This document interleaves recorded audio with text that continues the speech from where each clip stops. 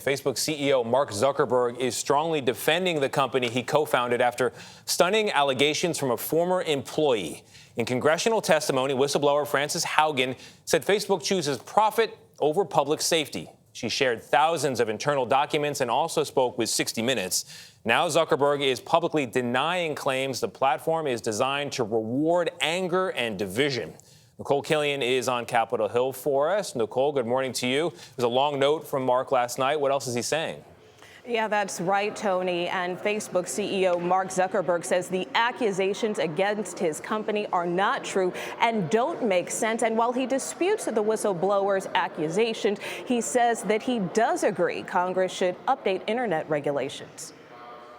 Almost no one outside of Facebook knows what happens inside of Facebook. In her first congressional testimony since blowing the whistle on Facebook, ex-employee Frances Haugen detailed what she described was a culture of secrecy and complacency that put profits over safety. Facebook's products harm children, stoke division, and weaken our democracy. And she pinned the blame squarely on her former boss, Mark Zuckerberg. In the end, the buck stops with Mark. There is no one currently holding Mark accountable but himself. The buck stops with him. The buck stops with him. Haugen called the social media giant morally bankrupt. She compared them to big tobacco and said the company's own research shows its Instagram platform can be harmful and addictive to teens. The way that they pick the content in Instagram for young users, for all users, amplifies preferences. So Facebook knows that they are leading young users to anorexia content. Documents obtained by CBS News from a congressional source show the company conducted a study on teen girls' body image on Instagram.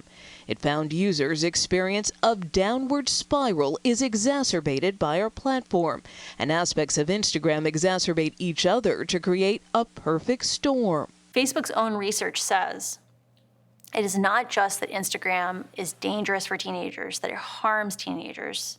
It's that it is distinctly worse than other forms of social media. That on TikTok, it is about funny things.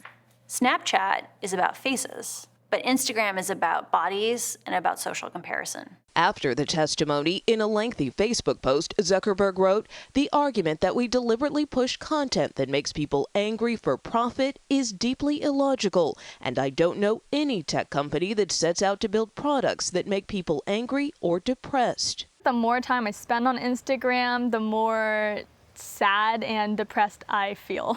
Jada Bromberg joined Instagram at 13 and says she has struggled with mental health challenges. I've made social media positive for myself by trying to figure out what is and isn't helpful to me.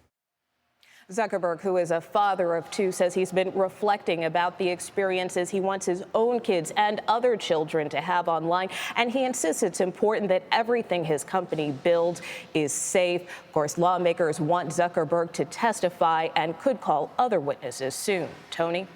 Yeah, a lot of these allegations feel true to people's experiences on the apps, but Facebook is pushing back. Nicole, thank you very much.